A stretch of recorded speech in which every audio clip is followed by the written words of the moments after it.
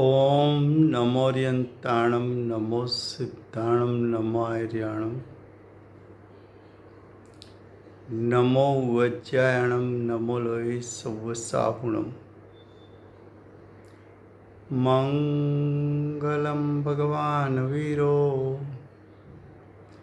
मंगलम गौतमो गणी मंगलम कुंद कुंदार्यो जैन धर्मोस्तु मंगलम ओंकार बिंदु संयुक्तम नित्यं जायन्ति योगिना कामदं मोक्षदं चैव ओंकाराय नमो नमः अहोपकार जिनवर्नो कुंदनो ध्वनि दिव्यनो जीन कुंद ध्वनियाप्याम अहो आ गुरु कहनो तुझ ज्ञान ध्यान नो रंग अमया दर्श रहो ओ शिव पद तक तुझ संग माता हाथ करो। ये समयसार नाम का परम अध्यात्म शास्त्र है। भगवत कुंकुंदाचार्य देव ने मांगलिक करके समयसार की रचना करने की प्रतिज्ञा की है। समयसार का अर्थ आचार्य भगवान करते हुए कहते हैं कि समयसार अर्थात आत्मा का त्रिकाल परिपूर्ण शुद्ध स्वभाव। ऐसा आत्मा का जो त्रिकाल परिपूर्ण शुद्ध स्वभाव है, उसका स्वरूप आचार्य भगवान दिखाना चाहते हैं। अज्ञानी ने अनादि से आज तक आत्मा के त्रिकाल शुद्ध स्वभाव की महिमा नहीं की, रुचि नहीं की, उसके प्रति उल्लास नहीं बताया, उसका स्वरूप समझकर उसका कभी श्रद्धा और ज्ञान नहीं किया। उसके कारण जीव अनादिकाल से संसार में है। संसार का कारण तेरे ज्ञायक स्वभाव में श्रद्धा नहीं है, उसका ज्ञान नहीं किया, उसमें रमणता नहीं की।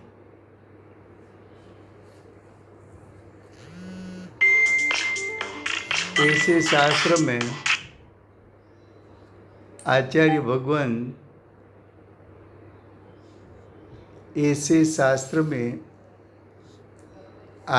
भगवान एक जीव अधिकार की भी रचना की। जीव अधिकार में जीव का स्वरूप समझकर दोनों की पृथकता का श्रद्धा ज्ञान करा के जीव को सम्यक दर्शन सम्यक ज्ञान उसके साथ आंशिक चारित्र प्रकट कराना चाहते हैं। ऐसे जीव अधिकार की 50 से 55 गाथा चलती है।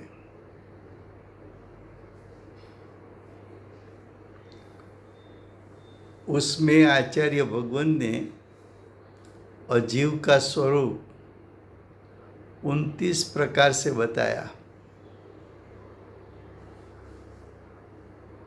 29 प्रकार से अजीव का स्वरूप बताया, लेकिन अज्ञानी उस अजीवों को जीव मानता है। तो अजीव को जीव मानना ये तो विपरीतता है। विपरीतता तो मिथ्यात्व है। मिथ्यात्व तो चार गति का, अनंत संसार का, पंच परावर्तन का कारण है।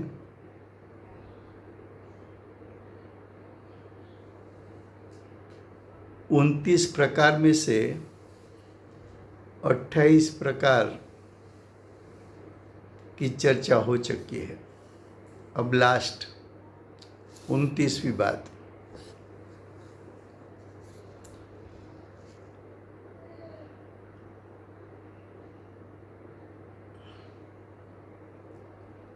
ये सब गुणस्थान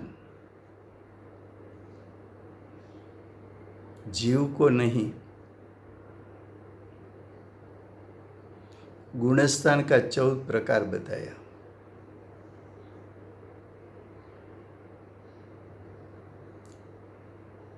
प्रथम गुणस्थान मिथ्यात्व, दूसरा सासादन, तीसरा मिश्र, चौथा अविरत सम्यक्त्व, पांचवा देशव्रत, छठा प्रमत विरत, सातमा अप्रमत विरत, आठमा अपूर्वकरण, नवमा अनिवृत्तिकरण, 10मा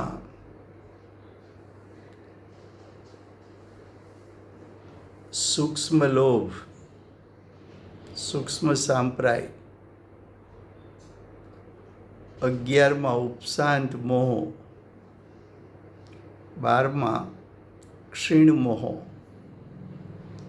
13मा संयोगी केवड़ी, 14मा अयोगी केवड़ी। ये 14 गुणस्थान। तो गुणस्थान क्या है? गुणस्थान आत्मा की पर्याय है।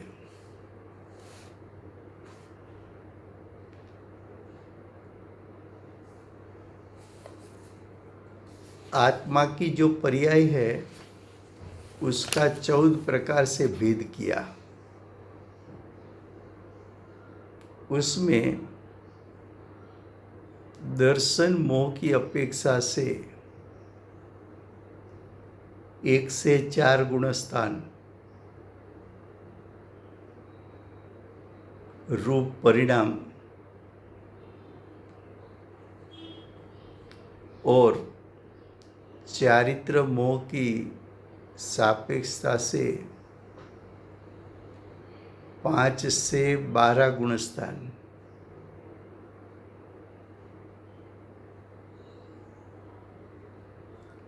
तेरह और 14 गुणस्थान में योग की सापेक्षता से 13 और 14 गुणस्थान।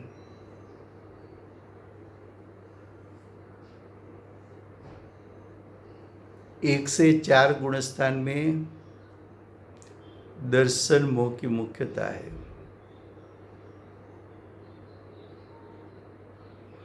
पांचवें गुणस्थान से 12वें गुणस्थान तक चारित्र मोह क्रमशः नाश होता जाता है और शुद्धि की वृद्धि होती जाती है।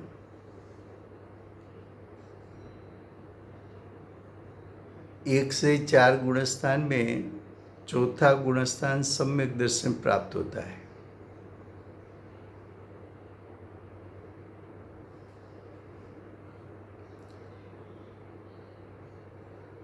5 से 12 में चारित्र की पर्याय क्रमशः शुद्धि की वृद्धि होती है और चारित्र मोह क्रमशः नाश होता जाता है। 13 और 14 गुणस्थान में योग की मुख्यता है। 13वें गुणस्थान पर योग गुण का कंपन है।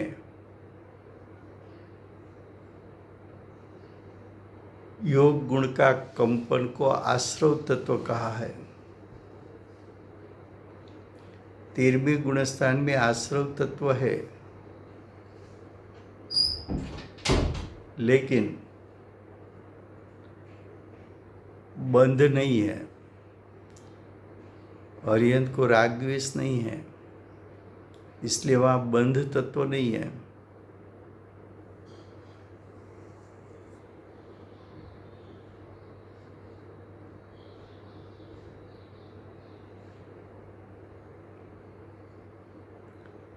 चौदहवें गुणस्थान पर योग में निष्कंपता हो गई, तो आश्रव तत्व भी चला गया।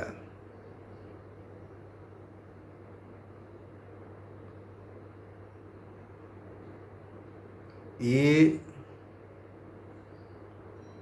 1 से 14 गुणस्थान जीव के परिणाम, उसकी तारतम्यता, उसका वर्णन है। यहाँ तो आचार्य भगवंत कहते हैं कि जीव के परिणाम की तारतम्यता का भेद, वो तो पर्याय के भेद है।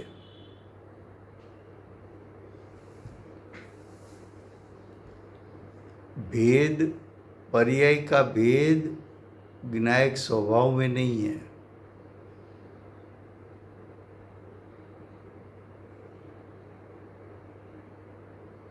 अगर तुझे ज्ञायक स्वभाव का लक्ष्य करना है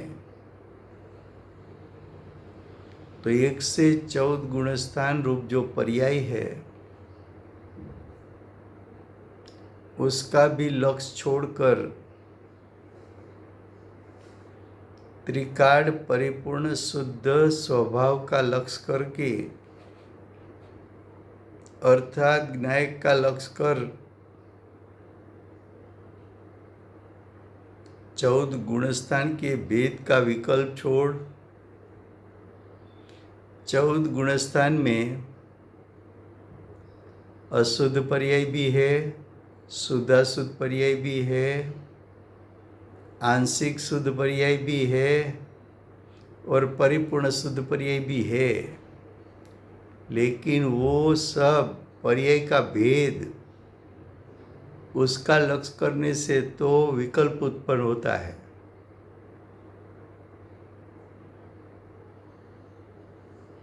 तो जिसका लक्ष्य करने से विकल्प उत्पन्न होता है उसको आचार्य भगवंत अजीव कहते हैं।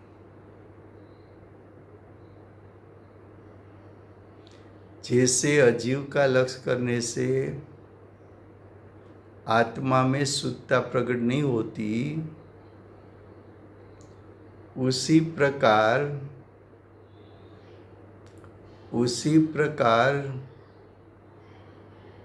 स्वयं जीव के परिणाम का लक्ष्य करने से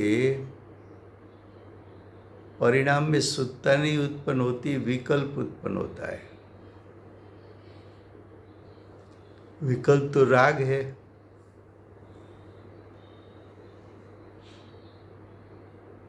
आत्मा का शुद्ध स्वभाव चौथे गुणस्थान पर दृष्टि में आया। यानी दृष्टि ने ज्ञायक को विषय बनाया,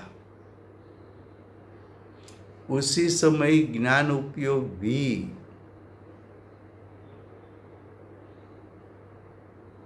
पर विषयों में से उपयोग समेटकर ज्ञायक स्वभाव सन्मुख हो गया। तो दृष्टि और उपयोग ने जब ज्ञायक का लक्ष्य किया तो ज्ञायक श्रद्धान और ज्ञान में कैसा आया? तो कि ज्ञायक का श्रद्धान में और ज्ञान में ऐसा आया कि मेरा ज्ञायक में 14 गुणस्थान का भेद नहीं है। मेरे ज्ञायक में 14 गुणस्थान रूप जीव की पर्याय की तारतम्यता का भेद नहीं है। मैं तो अभेद स्वरूप हूँ। मेरी सत्ता तो अनंत गुणात्मक है। मेरी सत्ता तो पर्याय का पिंड है। मेरी सत्ता तो अनंत शक्तियों का पिंड अभेद है।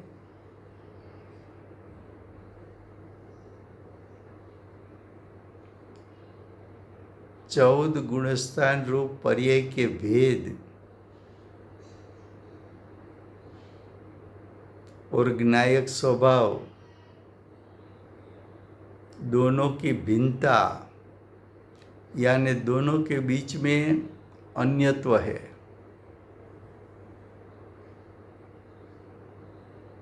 दोनों के बीच में तत्पना है। ज्ञायक स्वभाव रूप है और 14 गुणस्थान रूप पर्याय के भेदों वो पर्याय स्वरूप है।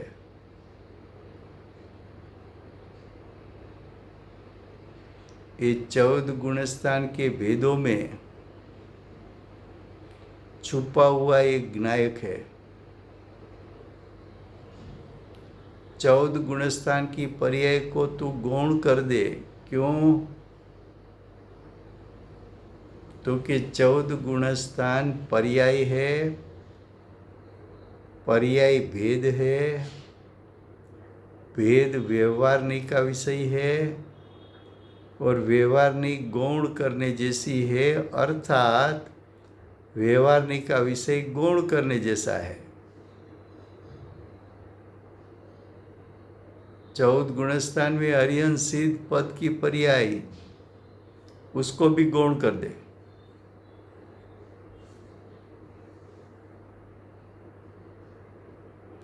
पर्याय को गौण करूं तो मुख्य किसको करूं?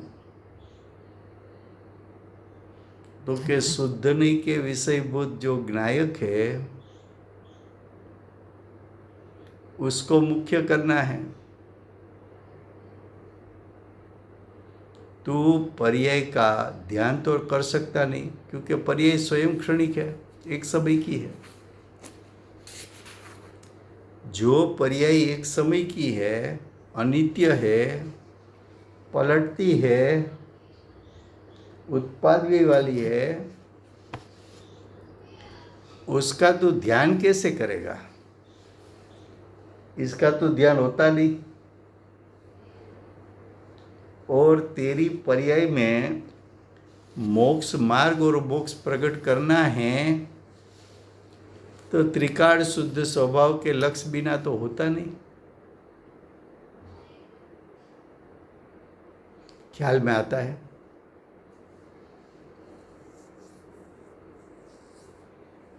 फिर से गुजराती में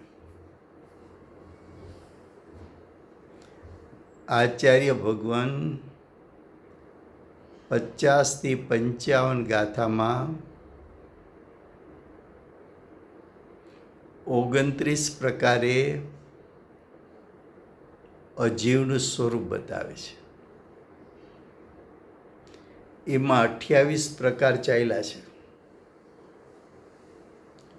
29મો પ્રકાર ત્યાં એમ કે છે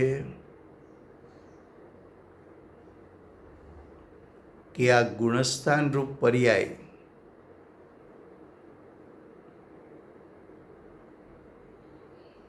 ગુણસ્થાનના ભેદ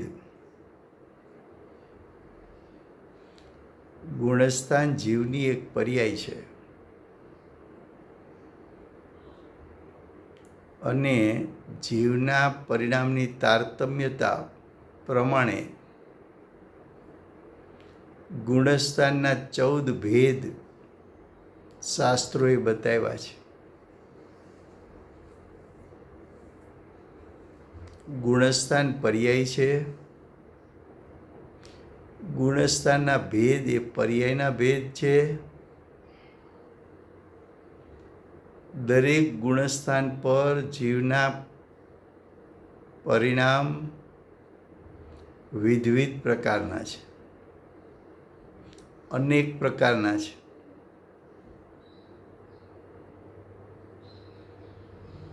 ચૌદ ગુણસ્થાન એટલે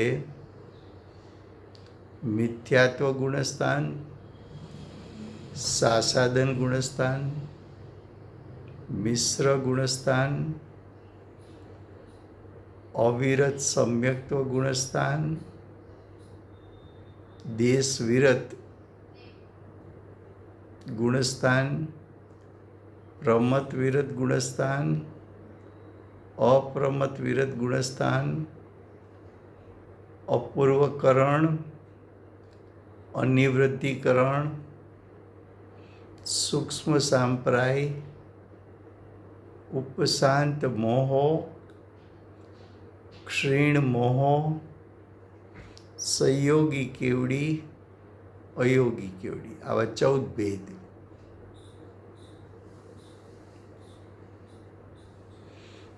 चौद भेद जीव के परिणाम. 14 भेद जीव के परिणाम कर्म सापेक्ष.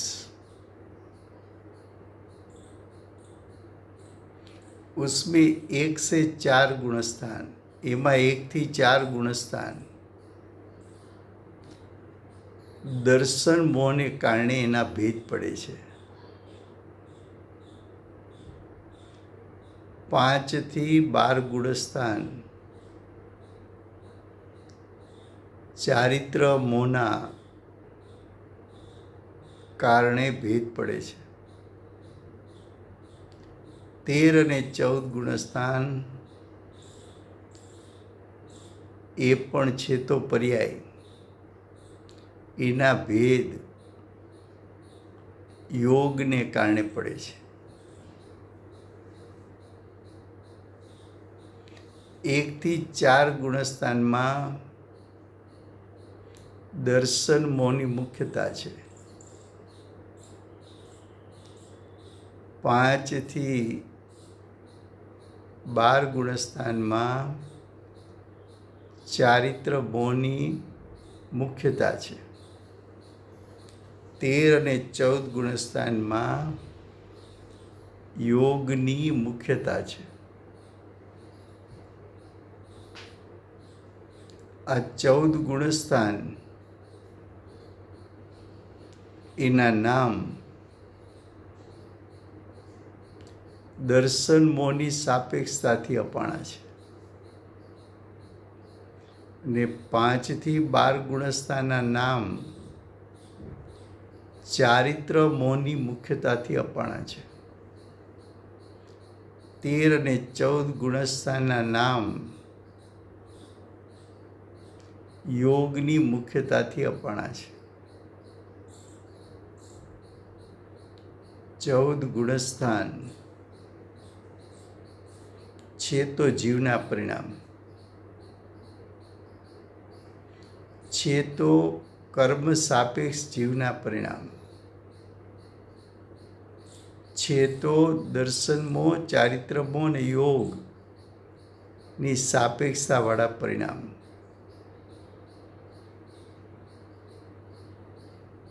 પણ આચાર્ય ભગવંત એમ કહે છે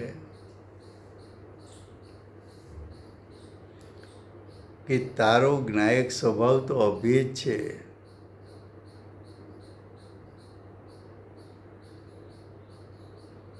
એક તરફ જ્ઞાયક સ્વભાવ અભેદ છે,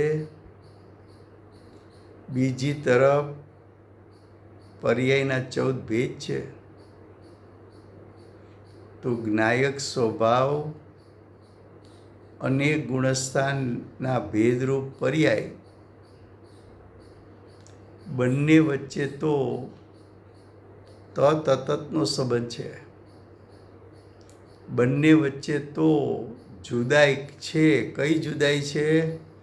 તો કે અન્યત્વ પ્રકારની. પણ આચાર્ય ભગવંત કહે છે કે જેમ અર્જુનને એકલી આંખ દેખાય છે,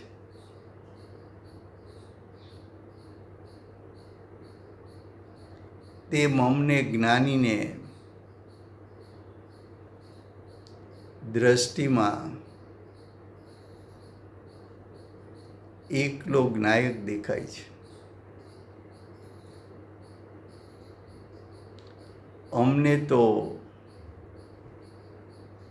એકલો જ્ઞાયક સ્વભાવ જે ત્રિકાળ પરિપૂર્ણ શુદ્ધ છે, ધ્રુવ સ્વરૂપ છે, પરમ પારણામિક ભાવ સ્વરૂપ છે, ગુણભેદ પર્યાય ભેદથી રહિત છે, એવો જ્ઞાયક સ્વભાવ દ્રષ્ટિમાં આવે છે અને અનુભવના કાળે જ્ઞાનમાં આવે છે. એ જ્ઞાયકમાં તો અમને પ્રતીતિ અને જ્ઞાન એવું થયું છે કે જ્ઞાયકના કોઈ ભેદ નથી. જ્ઞાયકમાં કોઈ ભેદ પડી શકતા નથી. જ્ઞાયક તો અભેદ સત્તા છે, અભિન્ન સત્તા છે, જ્યાં ગુણભેદ પર્યાય ભેદનો સમાવેશ નથી. એવો જે અભેદ જ્ઞાયક એ તો ત્રિકાળ છે, એ તો પરિપૂર્ણ છે, એ તો અનંત શક્તિરૂપ સામર્થ્યવાળો છે. એની સામે 14 ગુણસ્થાન એ તો પર્યાય છે, એ તો ક્ષણિક છે, એ તો અનિત્ય છે, એ તો ઉત્પાદવીવાળી છે. તો પર્યાયનું સ્વરૂપ વિચાર અને જ્ઞાયકનું સ્વરૂપ વિચાર, એ વિચાર્યા પછી જ્ઞાયકનું ધ્યાન થઈ શકે કે પર્યાય ભેદોનું ધ્યાન થઈ શકે. તો કે જે ત્રિકાળ હોય, પરિપૂર્ણ હોય, નિત્ય હોય, ધ્રુવ સ્વરૂપ હોય, અપાદાન સ્વરૂપ હોય, એનું ધ્યાન થાય. એ સ્વરૂપ તો જ્ઞાયકનું છે.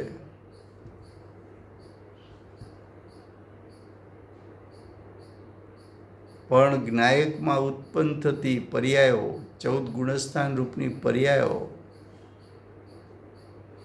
એક સમયની, ક્ષણિક, અનિત્ય, ઉત્પાદવીવાળી.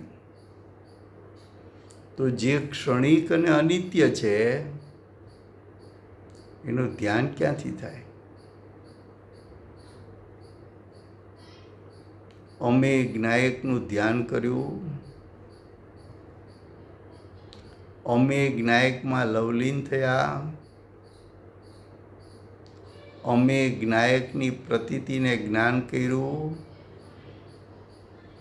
તો પ્રતીતિ અને જ્ઞાન કરતાં અમને જ્ઞાયકનું સ્વરૂપ એવું જણાણું કે જ્ઞાયકમાં કોઈ પર્યાયના ભેદો છે જ નહીં.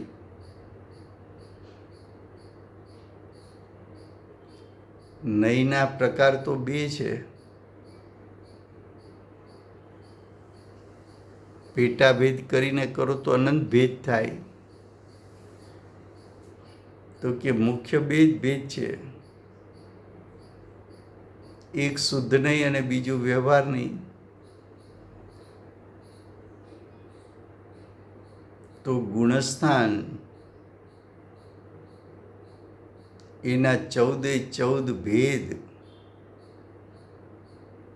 એ તો ભેદ છે પર્યાયના. પર્યાયના ભેદો છે તો વ્યવહારનીનો વિષય, અને વ્યવહારનીનો વિષય ગૌણ કરવા જેવો છે. હવે જો પર્યાયના વિષયને ગૌણ કરવું તો મારે મુખ્ય કોને કરવું? તો કે તારા પરિણામમાં જ્ઞાયકનો મહિમા હોવાથી, જ્ઞાયકની રુચિ હોવાથી, જ્ઞાયકના સ્વરૂપનું જ્ઞાન હોવાથી, જ્ઞાયકની પરિપૂર્ણતા હોવાથી, જ્ઞાયક શુદ્ધ હોવાથી, જ્ઞાયક નિત્ય હોવાથી, જ્ઞાયક ત્રિકાળ હોવાથી, એવો જ્યાં મહિમા અંદરથી આવ્યો તો જ્ઞાયકની રુચિ થતા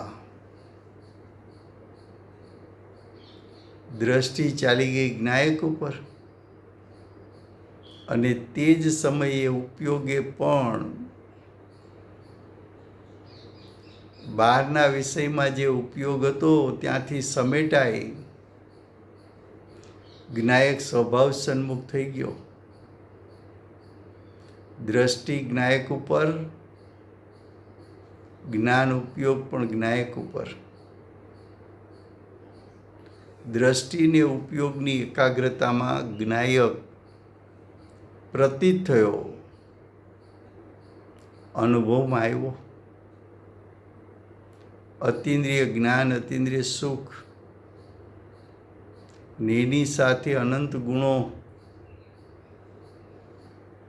પોતાનું શક્તિરૂપ સામર્થ્ય વ્યક્ત કર્યું એક સાથે. અનંતે અનંત ગુણ સુત્તા રૂપે આંશિક પરિણીમા.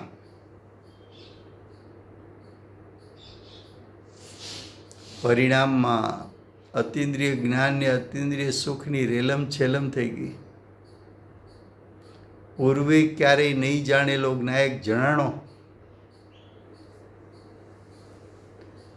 અને પ્રતીતમાં આવ્યો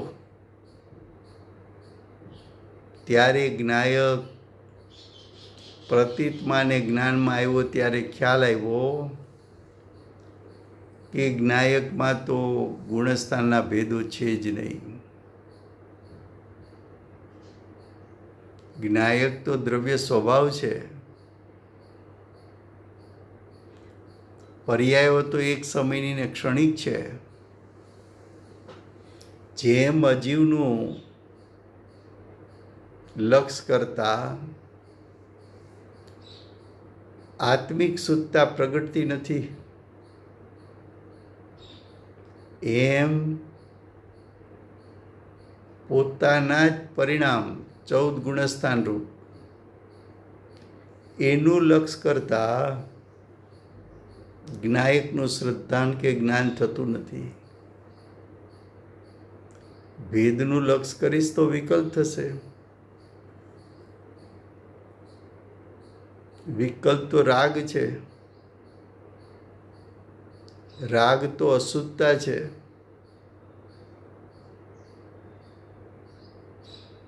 જ્ઞાયક તરફ દ્રષ્ટિ કર તો જ્ઞાયકને અને રાગને, એ બેને તો જુદાઈ છે, બંને વચ્ચે અન્યત્વ છે.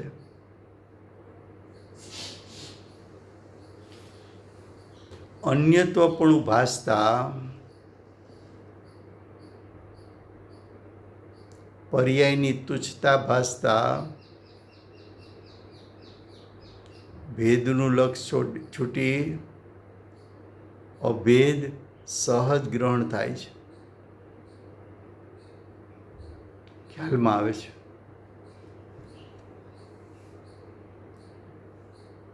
ચૌદ ગુણસ્થાન, એક એક ગુણસ્થાનનું આપણે અત્યારે વર્ણન નથી કરતા.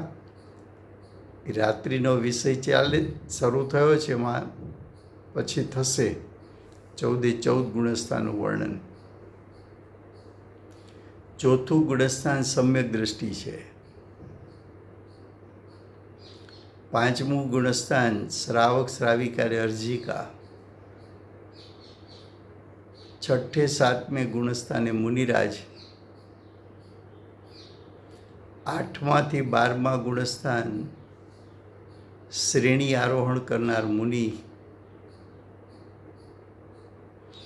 13મું ગુણસ્થાન અર્યંત પદ. 14મું ગુણસ્થાન સિદ્ધ પદ. 1લું ગુણસ્થાન મિથ્યા દ્રષ્ટિ. આપણે કયા ગુણસ્થાનમાં છીએ? તો કે પ્રથમ ગુણસ્થાનમાં. ક્યાંક તો પ્રથમ નંબર આવ્યો ને આપણો. મિથ્યા દ્રષ્ટિ પ્રથમ ગુણસ્થાન. બીજું ગુણસ્થાન સાસાદન. સાસાદન ગુણસ્થાનમાં જે સમ્યક દર્શન વમી જાય તો વમી જાય ત્યારે સમ્યક દર્શનના કાળે જેવો સ્વાદ આવ્યો હતો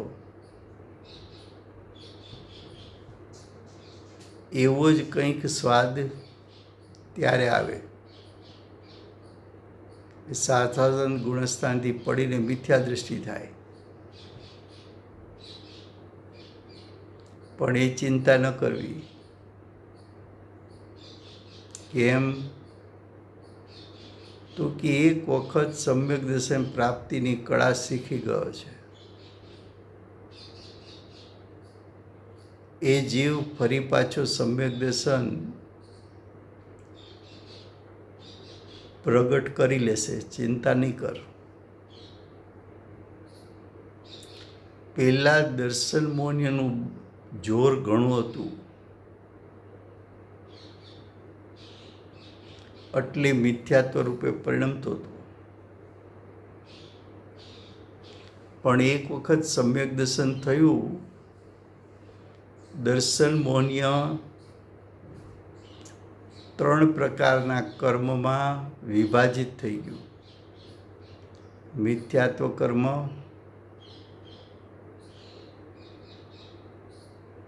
સમ્યક મિથ્યાત્વ કર્મ અને સમ્યક્ત્વ. મિથ્યાત્વ નામની પ્રકૃતિ છે, સમ્યક મિથ્યાત્વ નામની પ્રકૃતિ છે અને સમ્યક્ત્વ પ્રકારની પ્રકૃતિ છે.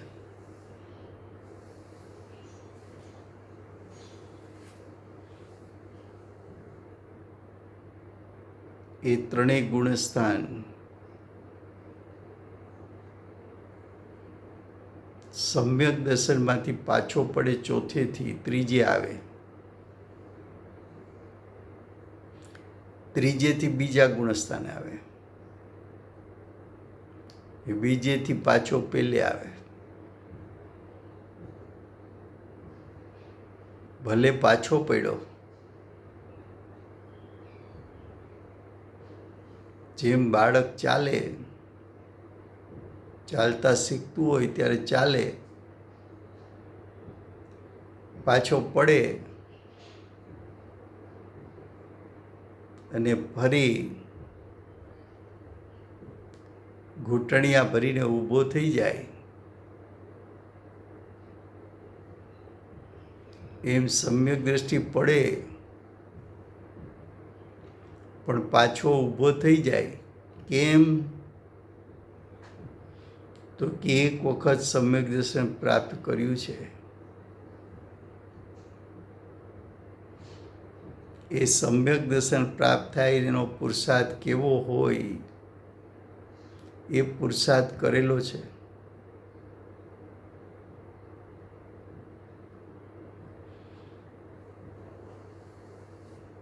ફરી પાછો એવો પુરુષાર્થ કરશે. બીજું, એકવાર સમ્યક દર્શન થયું ત્યારે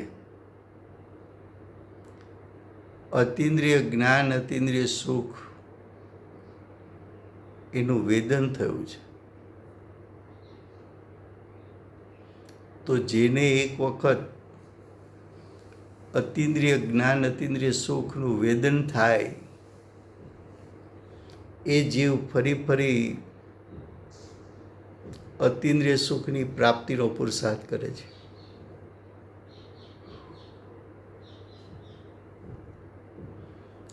ત્રીજું, જ્યારે સમ્યક દર્શન થયું જ નહોતું ક્યારેય, ત્યારે તો દર્શન મોહનું જોર હતું. પણ એક વખત સમ્યક દર્શન થયું, દર્શન મોહના 3 ટુકડા થયા, તો એની પણ તાકાત ઘટી ગઈ છે.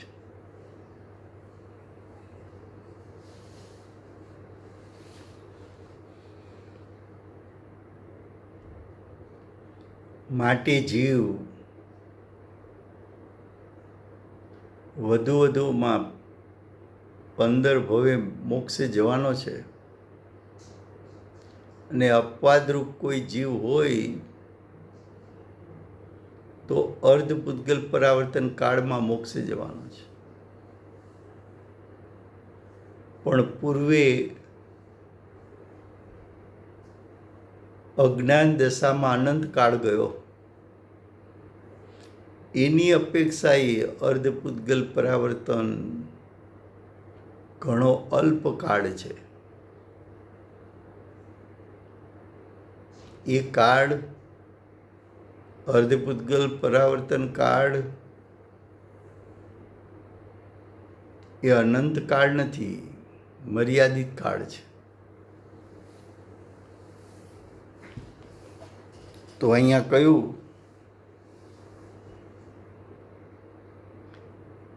કે તે ગુણસ્થાનો બધાય જીવને નથી. ये सब गुणस्थान जीव को नहीं है, क्योंकि वो पुद्गल द्रव्य के परिणाममय होने से उसको पुद्गल का परिणाम क्यों कहा?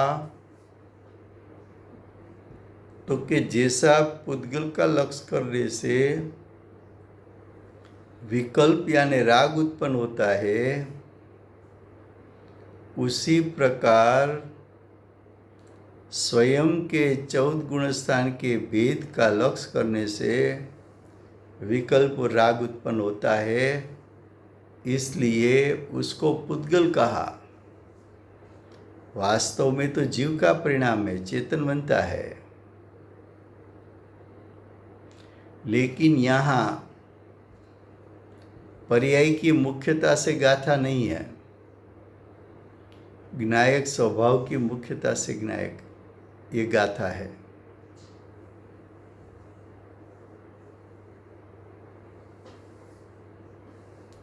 क्या कहा? ये सब गुणस्थान सभी जीव को नहीं, क्योंकि पुद्गल द्रव्य के परिणाममय होने से अनुभूति से भिन्न है.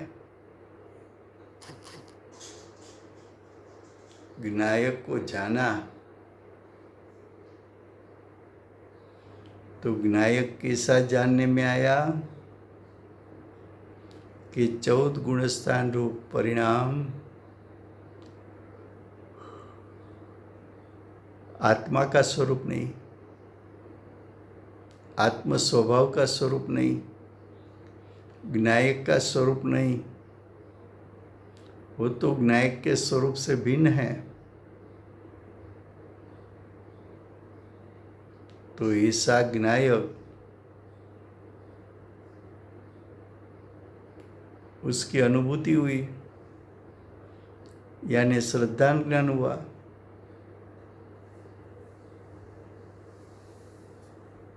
तो श्रद्धा ज्ञान होता है, होने से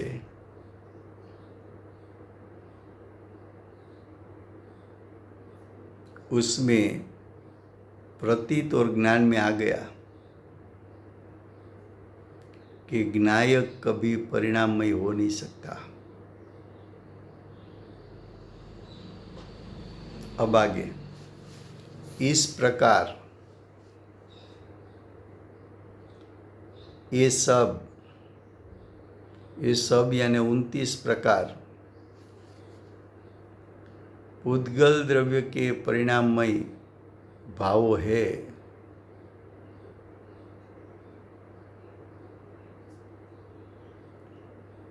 वो सब जीव का नहीं। जीव तो परमार्थ यानी शुद्ध नहीं के विषयभूत चैतन्य शक्ति मात्र है। मैं ज्ञान दर्शनमय हूँ। मेरे में गुणभेद नहीं, मेरे में पर्याय भेद नहीं। तो यहाँ आचार्य भगवान ने 29 प्रकार से अजीव का स्वरूप बताकर अज्ञानी के भाव में जो विपरीतता थी, विपरीतता क्या थी कि 29 प्रकार के अजीव को वो जीव मान रहा था। आचार्य भगवान ने बताया अनुभूति द्वारा कि ये 29 प्रकार जीव नहीं है, अजीव है। जीव तो सिर्फ चैतन्य मात्र, चैतन्य शक्ति मात्र है। अब कड़स 37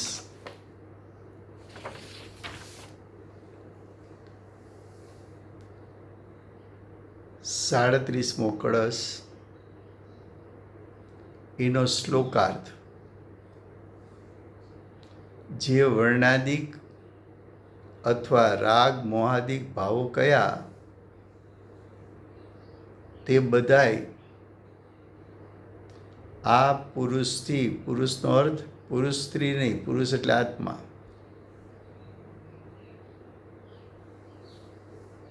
શું કહ્યું? વર્ણાદિક અથવા રાગ મોહાદિક ભાવો કયા તે બધાય આ પુરુષથી એટલે આ આત્માથી ભિન્ન છે।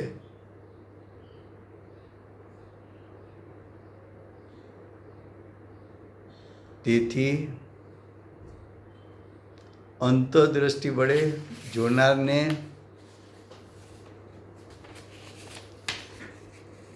એ બધા દેખાતા નથી, માત્ર એક સર્વોપરી તત્વ જ દેખાય છે।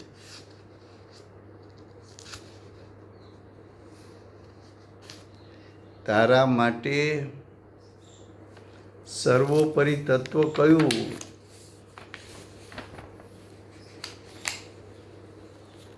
તો કે સિદ્ધ દશા,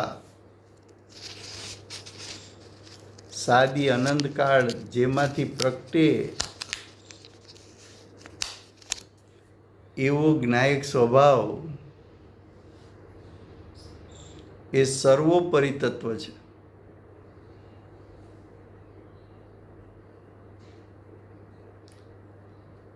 પાંચ દ્રવ્યો તો અજીવ છે,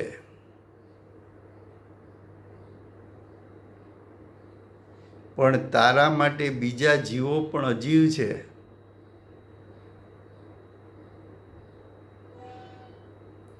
તારા અશુદ્ધ પરિણામ પણ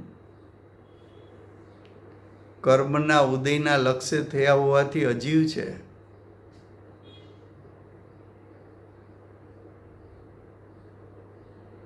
શુદ્ધાશુદ્ધ દશાઓ કે શુદ્ધ દશા એનું કંઈ લક્ષ કરવાથી પર્યાયમાં શુદ્ધતા પ્રગટતી નથી. માટે એ પણ તારા માટે તો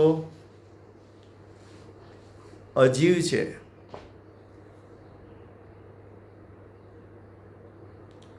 તારા જ ગુણભેદ એનું લક્ષ કરતાં પણ વિતરાગતા પ્રગટતી નથી. માટે તારામાં રહેલા ગુણભેદો એ પણ ખરેખર અજીવ કયા.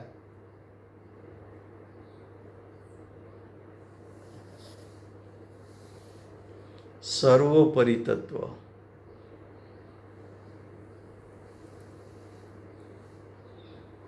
મોક્ષનું દાતાર એવું એક તત્વ, સિદ્ધ દશા સાદી અનંતકાળ જેમાંથી પ્રાપ્ત થાય એવું સર્વોપરી તત્વ,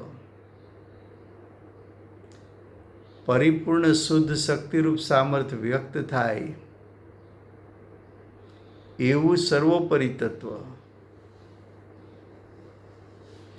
જેનું ધ્યાન થઈ શકે, જેમાં એકાગ્ર થઈ શકાય એવું સર્વોપરી તત્વ તો તારો પોતાનો જ્ઞાયક છે.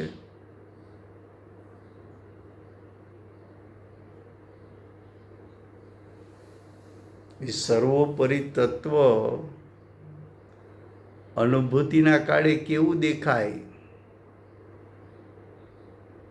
તો કે છે કેવળ એક ચૈતન્ય ભાવ સ્વરૂપ. કેવળ એટલે માત્ર, એક એટલે અભેદ, ચૈતન્ય ભાવ એવો જેનો સ્વસ્વભાવ છે એ અભેદ તત્વ છે.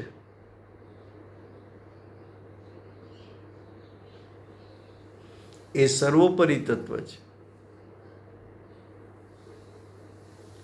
આચાર્ય ભગવંત જ્ઞાયકનો મહિમા કરતા થાકતા નથી.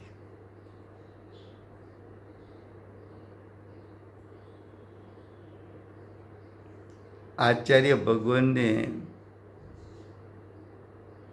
પ્રચુર સ્વસંવેદન છે.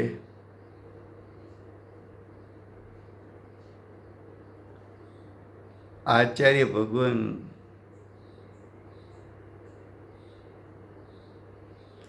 અંતમુહૂર્ત કાળમાં તો કેટલી વખત આત્મ સ્વભાવમાં ડૂબકી મારી લે.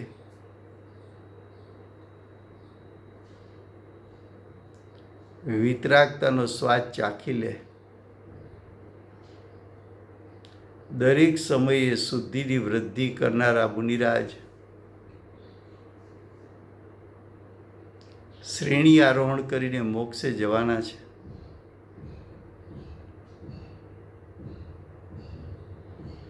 પ્રચુર સ્વસંવેદન જેમનું લક્ષણ છે એવા આચાર્ય ઉપાધ્યાય સાધુ એમ કે છે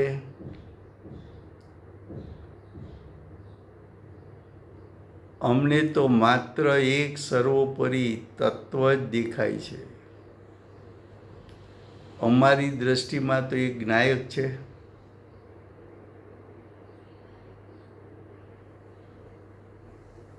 પણ એ જ્ઞાયક છે કેવો? કેવળ એક, માત્ર એક, એક કેતા અભેદ, માત્ર અભેદ, ચૈતન્ય ભાવ એવો સ્વસ્વભાવ, જ્ઞાયક ચૈતન્ય ભાવ સ્વરૂપ, સ્વરૂપ એટલે સ્વસ્વભાવ. મારો સ્વસ્વભાવ કેવો છે? ચૈતન્યમય, ચૈતન્યમય, ચૈતન્યમય. ચૈતન્ય એટલે જ્ઞાન દર્શનમય, જ્ઞાન દર્શનમય, જ્ઞાન દર્શનમય, જ્ઞાન દર્શનમય. જ્ઞાન દર્શનમય એટલે જાણનાર, દેખનાર, જાણનાર, દેખનાર, જાણનાર, દેખનાર. જ્ઞાતા દ્રષ્ટા, જ્ઞાતા દ્રષ્ટા, જ્ઞાતા દ્રષ્ટા.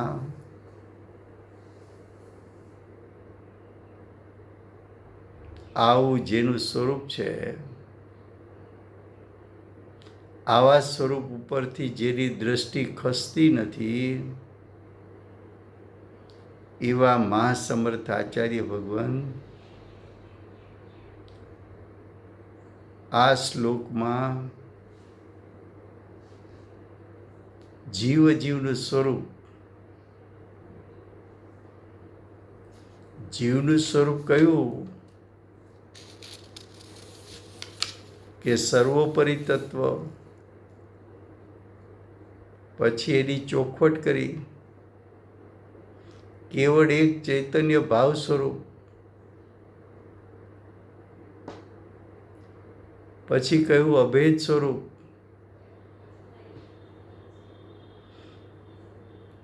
અમને જ્ઞાની એમ કહે છે, જેમ અર્જુનની નજર આંખ પરથી ખસતી નથી, તેમ ગ્રંથ કરતા આચાર્યની દ્રષ્ટિ જ્ઞાયક સ્વભાવ પરથી ખસતી નથી. એ જીવનું સ્વરૂપ છે. એની પહેલા અજીવનું સ્વરૂપ બતાવ્યું. વર્ણાદિક અથવા રાગ મોહાદિક ભાવો, આમ મોહ રાગ દ્વેષ થાય છે, એ બધાય આત્માથી ભિન્ન છે, આત્માથી જુદા છે. મોહ રાગ દ્વેષ આત્માથી જુદું પડી શકે છે. મોહ રાગ દ્વેષ આત્માની સત્તામાં ફરી ફરી ઉત્પન્ન ન થઈ શકે એવું થઈ શકે તેવું છે. વિતરાગતા પ્રગટતા મોહ રાગ દ્વેષ નાશ પામી ગયા, આત્મ સ્વરૂપમાંથી નીકળી ગયા. જે મારા સ્વરૂપથી બહાર નીકળી જાય એ મારું સ્વરૂપ નહીં. એ રાગાદી તો અજીવ છે. એ મોહ રાગ દ્વેષ તો અજીવ છે.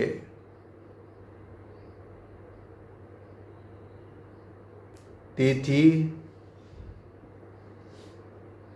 આ મોહ રાગ દ્વેષ અજીવ છે. તેથી અંતદ્રષ્ટિ એ અજીવ ઉપરથી દ્રષ્ટિ ખસેડ, જ્ઞાયક સ્વભાવ પર દ્રષ્ટિ લઈ જા. અંતદ્રષ્ટિ કર એટલે જ્ઞાયક ઉપર દ્રષ્ટિ કર. અત્યાર સુધી તારી દ્રષ્ટિ રાગથી મને લાભ થશે ને દ્વેષથી મને નુકસાન થશે એવા ભાવને કારણે તારી દ્રષ્ટિ વારંવાર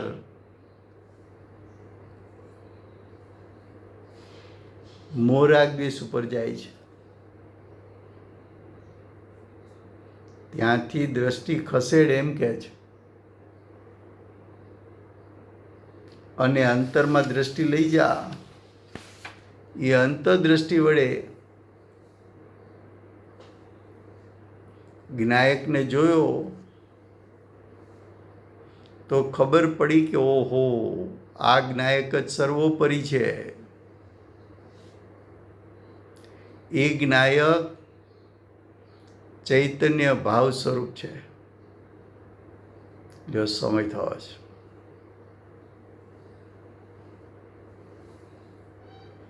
વર્તમાન ચોવીસીના આખરી તીર્થંકર બાલ બ્રહ્મચારી મહાવીર ભગવાનનો જય હો.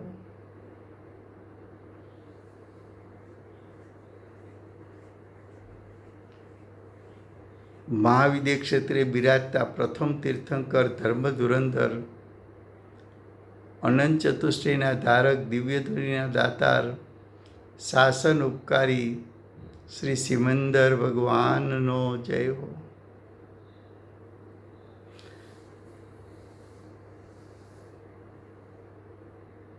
કડીકાળ સર્વજ્ઞ કેવળ જ્ઞાની તળેટીમાં બેઠેલા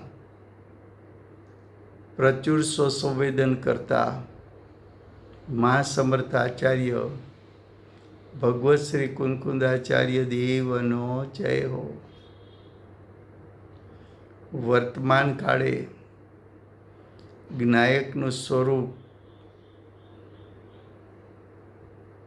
જણાવનાર તીર્થના નાયક, તીર્થના સ્થાપક, તીર્થના પ્રવર્તક પરમ કૃપાળુ શ્રી સદગુરુદેવનો જય હો.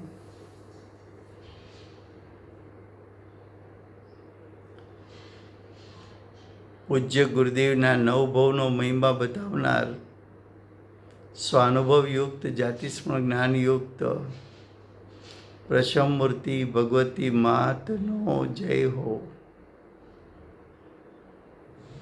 સમ્યક દર્શનની પ્રાપ્તિમાં નિમિત્તરૂપ સર્વે જીનવાણી માતનો જય હો. પૂજ્ય ગુરુદેવ અને માતાજીની સાધના ભૂમિ સુવર્ણપુરી ધામનો જય હો. સુવર્ણપુરી ધામમાં બિરાજતા સર્વે દેવ શાસ્ત્ર ગુરુ ભગવંતનો જય હો.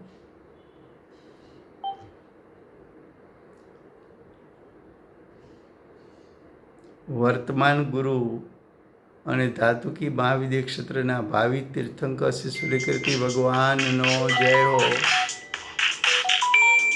સૂર્યકીર્તિ ભગવાનના સમૂહશ્રણના મુખ્ય ગણધર દેવેન્દ્ર કીર્તિનાથ ભગવાનનો જય હો.